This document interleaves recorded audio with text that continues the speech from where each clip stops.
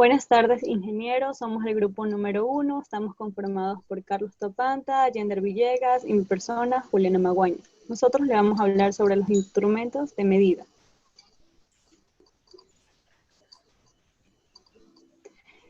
Los instrumentos de medida son dispositivos utilizados para realizar mediciones, solo o asociados a varios dispositivos suplementarios que vamos a ver a continuación.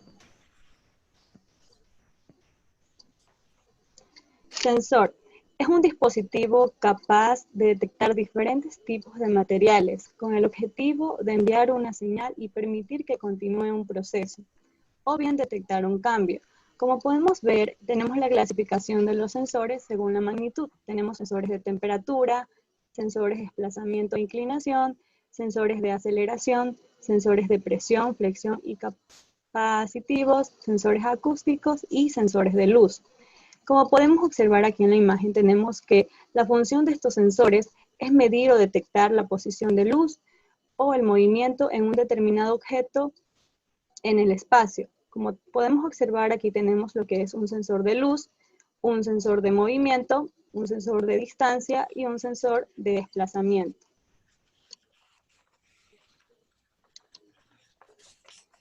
Transmisor. El transmisor es un instrumento que capta la variable en proceso y la transmite a distancia a un instrumento indicador o controlador. La función principal de este dispositivo es tomar cualquier señal para convertirla en una señal estándar, adecuada para el instrumento receptor. Este equipo emite una señal, mensaje o código que requiere la ayuda de un transmisor, un medio y un receptor.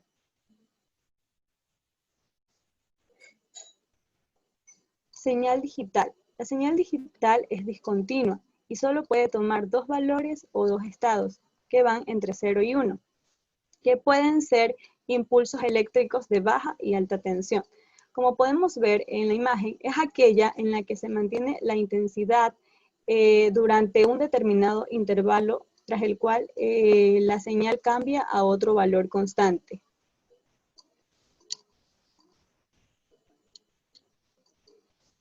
La señal análoga. Son ondas continuas que conducen la información alterando las características de las ondas. Cuenta con dos parámetros, que es amplitud y frecuencia.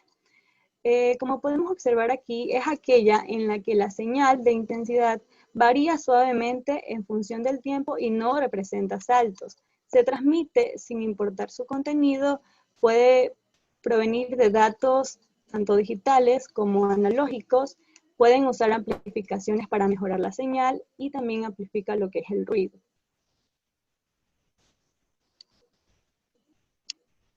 El controlador interpreta la señal de entrada y generada por un elemento anterior y produce una señal de salida que es función según la ley de control implementada a la señal de entrada.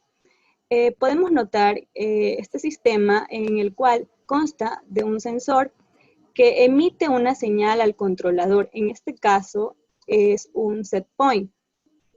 Que esta compara la señal recibida del sensor y lo que hace es realizar una corrección y envía la señal al final del control, en este caso es la válvula neumática, y para así mantener el proceso estable. Un controlador es un bloque electrónico encargado de controlar uno o más procesos. Como podemos observar aquí tenemos que en este sistema notamos un controlador de acción de dos posiciones, en el cual se mantiene un nivel de líquido que al momento de bajar dicho nivel, el dispositivo, es decir, el flotador, envía una señal de que está llenado.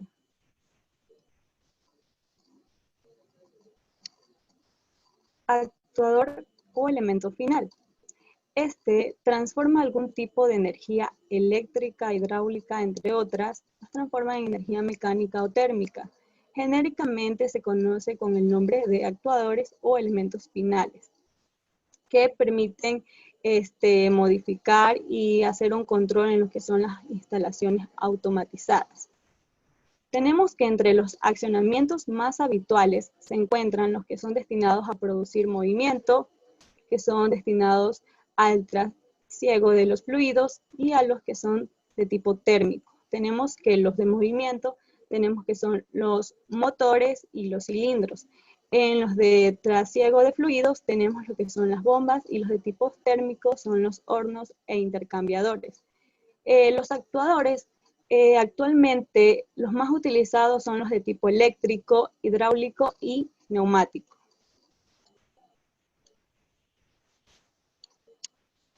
Exactitud. La exactitud se refiere a qué tan cerca estén del valor real las medidas de un sistema de medición.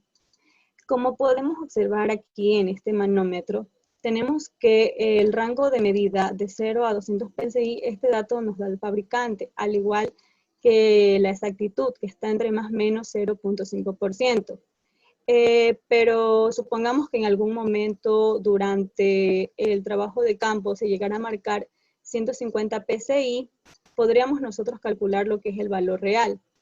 Los 150 PSI que nos marcó el manómetro, más o menos los 200, que es un rango que nos da el fabricante, al igual que la exactitud, que es de 0.5%, nos quedaría igual 150 PSI más menos un PSI, es decir que el valor real estaría entre 149 y 151.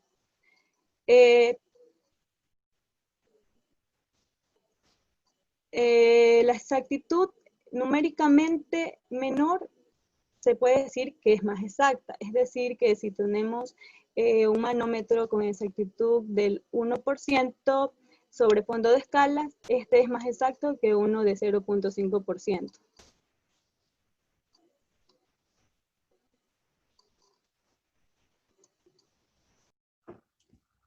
Bueno, yo voy a continuar con lo que son los conceptos de lo que es instrumentos de medida. El primer concepto del que les voy a hablar es lo que es la precisión. Bueno, la precisión nos dice que se define como el grado de coincidencia existente entre los resultados independientes de una medición obtenidos en condiciones estipuladas, ya sea de repetitividad o de reproducibilidad o intermedia. Generalmente es expresada en términos numéricos cuando se trata de medidas de dispersión. Por ejemplo, tenemos que en la desviación típica, como vemos en el gráfico, o varianza, existe cuando existe una menor distancia entre la distribución de cada uno de los resultados, quiere decir que hay una mayor precisión. El siguiente concepto del cual les voy a hablar es sobre la incertidumbre. La incertidumbre nos dice que es que si hay un término estrella en el campo de la medición, es el de incertidumbre, que es la función de la incertidumbre va asociada a las mediciones determinadas de un equipo adecuado o no.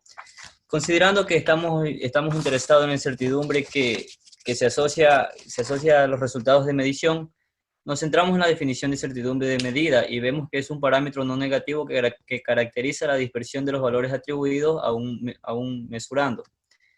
Tengo un diagrama de flujo sobre lo que es la medición, lo que es la incertidumbre, que dice que todo sistema de medición presenta errores de medida. Luego pasa que ninguna medida es exacta, lo que quiere decir que el valor medido es diferente del valor real. Y solo podemos aspirar a estimular su grado de incertidumbre y que la medición completa es igual al valor atribuido más la incertidumbre asociada. El siguiente concepto del cual voy a hablar es sobre el error de medida. El error de medida nos dice que es la inexactitud que acepta como inevitable al comparar una magnitud con su patrón de medida, como vemos en el gráfico.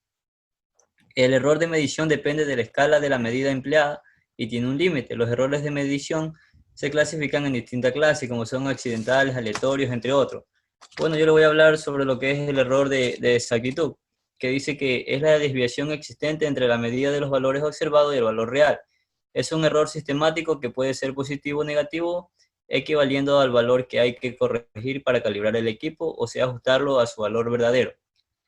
Otro error que se presenta es el error de precisión, que se calcula partiendo de la realización de un número de mediciones en una pieza o patrón, la cual varían entre ellas, siendo por tanto este error del tipo aleatorio.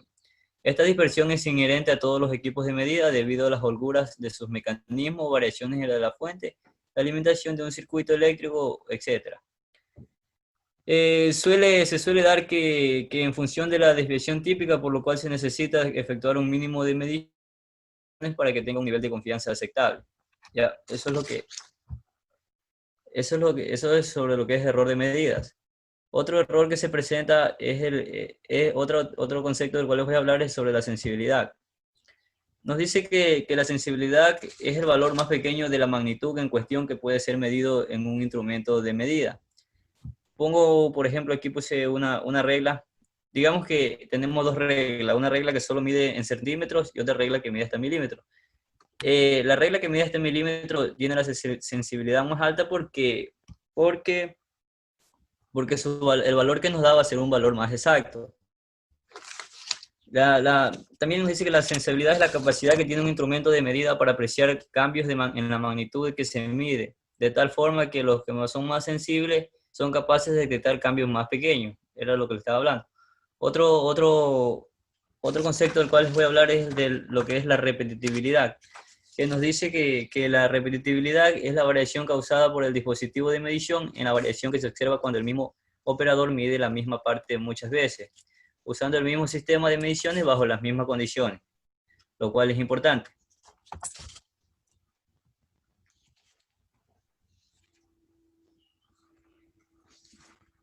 El siguiente concepto del cual les voy a hablar es sobre lo que es la histéresis. La histéresis dice que es la tendencia de un material a conservar una de sus propiedades en ausencia del estímulo que le ha generado. Podemos encontrar diferentes manifestaciones de este fenómeno. También tenemos que en consecuencia del principio de histéresis se puede aplicar una amplia variedad de áreas, desde los fenómenos electrónicos hasta los económicos y ferromagnetismo. Otro concepto es lo que es la deriva. Dice que la deriva es la variación en la señal de la salida que se presenta en un periodo de tiempo determinado, mientras se mantiene constante la variable medida y todas las condiciones ambientales.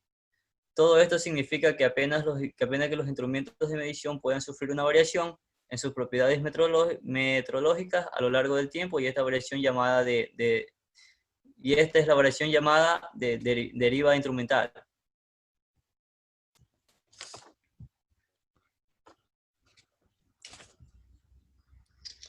Y por último le voy a hablar sobre lo que es la resolución. La resolución puede ser de menor valor puede ser de menor valor que la precisión. Por ejemplo, si al medir una distancia la resolución es 0,01 milímetros, pero la precisión es de 1 milímetro, entonces pueden apreciarse variaciones en la distancia medida de 0,01 milímetros, pero no puede asegurarse que haya un error de medición menor a que a 1 milímetro. Dice que como ejemplo tenemos que la resolución de un sensor es el menor cambio en la magnitud de entrada que se aprecia en la magnitud de salida. Bueno, a continuación vamos a explicar sobre otros temas fundamentales, como son otros conceptos básicos sobre lo que es los instrumentos de medida. Vamos a empezar explicando lo que es la trazabilidad. La trazabilidad es la capacidad de obtener toda la información que se requiere de la materia prima, desde su producción hasta su recepción en la empresa. Como podemos apreciar en la imagen, la trazabilidad mide desde que se procesa la materia prima, el transporte, de donde se exporta, nuevamente el transporte, hasta que llega a la industria y hasta que llega al consumidor final. Esa es una de las características de la trazabilidad. Tenemos que la trazabilidad se puede diferenciar en dos formas, tal como es la rastreabilidad de cadena y la rastreabilidad interna. La rastreabilidad de cadena nos indica que se puede monitorear el movimiento de productos en procesos múltiples entre fabricantes. Es decir, la rastreabilidad de cadena rastrea toda la materia prima desde que el fabricante la produjo hasta su llegada a la empresa. Tiene que rastrearse quién la produjo y de dónde vienen. Mientras que la rastreabilidad interna, como podemos apreciar en el gráfico, lo que hace es monitorear el movimiento de los productos dentro de un proceso individual. Es decir, monitorear el movimiento de la materia prima dentro del proceso, ya dentro de la empresa. Continuamos ahora con el ruido. El ruido es un sonido inarticulado o confuso. Suele causar sensación auditiva desagradable. Como podemos observar aquí en la imagen, el ruido provoca diversos efectos en el cuerpo humano, tales como son vértigo, nerviosismo, pérdida de equilibrio, temblores en las manos, etc. El ruido es la base del equilibrio, entonces si trabajamos en un lugar donde hay mucho ruido, debemos usar la protección adecuada. Tenemos la normativa que nos indica que por debajo de los 80 decibelios el oído humano no presenta alteraciones definitivas. pero cuando la intensidad supera los 90 decibelios, comienza a aparecer lesiones irreversibles en el oído. Los ruidos pueden ser producidos de diferentes maneras. En este caso vamos a hablar específicamente de los ruidos industriales. Los ruidos industriales son aquellos que son producidos por la acción humana en determinadas industrias. Por ejemplo, la industria metalúrgica. Hay niveles de ruido muy elevados, entonces los trabajadores deben usar sus protecciones auditivas para evitar estos problemas.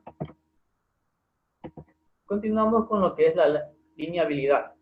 La lineabilidad nos dice que examina qué tan exactas son las mediciones en todo el rango esperado de mediciones. Los objetos son diseñados de forma que tengan una respuesta lo más lineal posible. Como podemos observar en el gráfico, tenemos aquí los valores de referencia y el observando. El sesgo constante y la lineabilidad y sesgo no constante. El sesgo es la característica que mide los valores los valores de los equipos en base a otros valores referenciales, como podemos observar en el primer gráfico. La línea de cero de sesgo, que es la línea con la que nos guiamos, y la otra línea están iguales. Mientras que en los siguientes gráficos el sesgo no es constante, es decir, no hay una medición exacta de los equipos. Pasamos ahora a lo que es el amplificador. Un amplificador es un instrumento que convierte una señal eléctrica o mecánica, que sería la señal de entrada, en otra señal, que sería la señal de salida. El objetivo de este amplificador consiste en amplificar la señal y convertirla a otra en formato fácil de leer y que sea compatible con fines de adquisición o de datos de control de una máquina. Tenemos ahora lo que son las características del amplificador. Las características del amplificador son tres: la amplificación, la conversión de señal y la linealización. La amplificación no es otra cosa que amplificar una señal. Es decir, por ejemplo, una señal que nos mida 0.5 Hz, aumentarla a 2.5 Hz. Esa sería una amplificación de señal. La conversión de señal, como bien indica su nombre, no es otra cosa que convertir la señal de entrada a una señal de salida mucho más fácil de leer por los otros equipos. Y la linealización convierte una señal de entrada no lineal a una señal de salida lineal. Esto es más común en procesos de termopar. Pasamos a lo que es la calibración.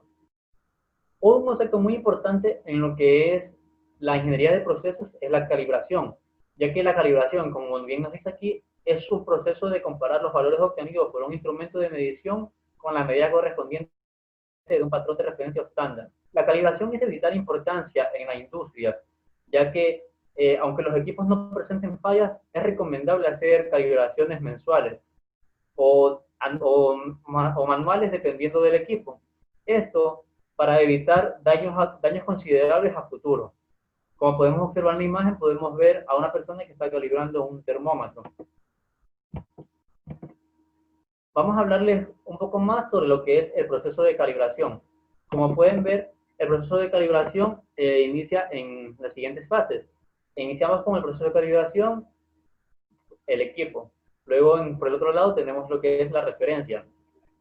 Luego del equipo, anotamos el valor que nos arroja el equipo. Y en referencia, el valor conocido por el equipo. Como explicó mi compañera Juliana, estos valores vienen dados por el fabricante. Entonces tenemos que ver la tabla de referencia. Y luego estas dos partes nos arrojan a lo que es la corrección del instrumento. Por último tenemos la siguiente ecuación, que dice que corrección es igual al valor conocido menos el valor del equipo. Y así es como conocemos la corrección que debemos hacerle al equipo que está descalibrado.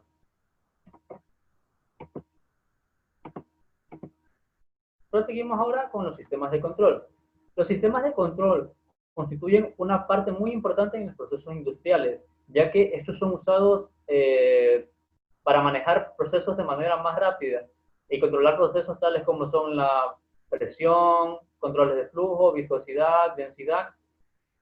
También otra definición sería que es un arreglo de componentes físicos conectados, de tal manera que el arreglo pueda comandar o dirigir o regular a sí mismo u otro sistema.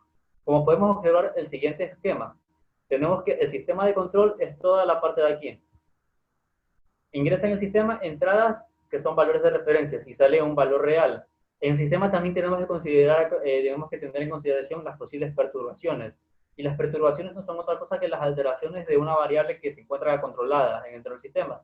Entonces, las características principales del sistema del control serían evitar lo que son las perturbaciones que afectan a las variables, controlar y dirigir de manera adecuada la planta o el proceso al cual lo estemos aplicando. Aquí tenemos un pequeño ejemplo de lo que es un sistema de control. El control del nivel de un tanque de agua. Como podemos observar, este de aquí es un tanque de agua. Aquí en el interior tenemos agua, tenemos un tubo conectado a una válvula. El pivote que sujeta a lo que es el flotador y tenemos aquí la salida de agua. En este ejemplo vemos un claro ejemplo de lo que es un sistema de control, como había mencionado anteriormente, que sirve para controlar los niveles de flujo. Este es un claro ejemplo. Por ejemplo, al momento de que sale agua, el flotador va a ir bajando en su ritmo del agua. Entonces, eso va a accionar el sistema de control para abrir la válvula y que entre agua al sistema. Y una vez el flotador se encuentre de nuevo al mismo nivel programado, la válvula se va a cerrar para que vuelva de nuevo a salir el agua. Pasamos ahora a lo que es un lazo cerrado. Un lazo cerrado son, o sea, en pocas palabras, un lazo cerrado son todos aquellos sistemas que tienen una realimentación del mismo, como podemos observar aquí en este gráfico. Son los que tienen una realimentación, o sea, también tenemos otra definición que dice que son los que tienen una realimentación. En pocas palabras, decimos que es capaz de modificar la señal de la entrada en función de la señal de salida. Como podemos observar aquí en el gráfico, tenemos lo que son el sistema en general. Y esta de aquí es la parte que lo vuelve un lazo cerrado, que es el elemento de medición o la realimentación directamente en el sistema. Tenemos que ingresa una entrada con valor de referencia, un elemento de comparación, esta unidad aquí, que es la que va a comparar la realimentación con el valor de entrada. Tenemos el elemento de control, que es el que nos indica si hay algún error de los flujos o algún error de algún exceso de la realimentación o de la entrada. Tenemos el elemento de corrección, que es el que corrige todos los posibles errores que pudieron haberse dado en esta parte de acá. Luego tenemos el elemento de proceso, que es un proceso que se lleva aparte. Y por otro lado tenemos aquí la salida, que es la variable que está controlada. Y en este mismo aquí vuelve otra vez en el sistema la realimentación. Vamos a dar un ejemplo para tratar de explicar de una mejor manera lo que es un lazo cerrado. Un claro ejemplo de un lazo cerrado viene siendo por ejemplo, un calentador de agua eléctrico. Tenemos aquí las siguientes partes. Cuando se conecta a la red eléctrica, la resistencia del interior calienta el agua de un depósito. El agua va aumentando la temperatura hasta que se alcanza a un nivel deseado. En ese momento, un dispositivo en el calentador del agua, denominado termostato, desconecta automáticamente la resistencia. El agua del depósito va perdiendo poco a poco el calor acumulado, y cuando la temperatura se sitúa por debajo del mínimo previsto, el termostato procede a conectar de nuevo la resistencia y se repite el ciclo. Entonces, como podemos observar en este claro ejemplo, el agua que una vez fue calentada, al momento de disminuir su temperatura, el termostato inmediatamente lo que hace es conectar de nuevo la resistencia para volver a calentar el agua. Entonces se repite una vez y otra vez el ciclo, hasta mantener el agua en las temperaturas programadas de acuerdo a este calentador de agua eléctrico. Pasamos ahora a explicar por última parte lo que es un lazo abierto. Tenemos aquí el lazo abierto. El lazo abierto son aquellos en los que la señal de salida no afecta el funcionamiento del sistema total. A diferencia de nuestro anterior lazo, que es el lazo cerrado, en el lazo cerrado afectaba la salida, la circulación podía afectar a lo que era la entrada. Mientras que en el lazo abierto no pasa esto, como podemos observar en el siguiente esquema de un lazo abierto. Tenemos tres elementos: elemento de control, elemento de corrección y el proceso. Va a ingresar la señal que se espera que se produzca a la salida requerida. Pasa por un elemento de control donde se controlan todas las variables que se puedan controlar en este mismo. El elemento de corrección corrige algunas fallas que pudo haber tenido el elemento de control, y luego pasa al proceso, que el proceso simplemente es realizar el proceso para el que está programado el equipo. Y luego de esto nos sale una variable controlada. Vamos a explicar un ejemplo para que quede un poco más claro lo que es el lazo abierto. El ejemplo más claro para explicar lo que es el lazo abierto es un horno microondas. Sabemos que el horno microondas, antes de ponerlo en funcionamiento, debemos determinar lo que es la intensidad de radiación y el tiempo de funcionamiento. Es decir, determinamos la temperatura a la que queremos que cocine nuestro alimento y el tiempo de funcionamiento que es requerido para dicho alimento. Al poner en marcha, el horno funciona con la intensidad y el tiempo previsto, con el tiempo la intensidad de temperatura y el tiempo que nosotros anteriormente hemos programado. Y aunque la respuesta que produzca no se ajuste a lo esperado, el sistema no actuará de modo diferente. Es decir, aunque el alimento, podemos obtener un alimento que no esté totalmente caliente o no esté totalmente cocido, pero el sistema no va a actuar de forma diferente, ya que el sistema actúa de acuerdo a la programación que nosotros le dimos al inicio. Y con esto concluimos lo que es la exposición de los conceptos de instrumentos de medida. Somos el grupo número 1. Muchas gracias, ingeniero.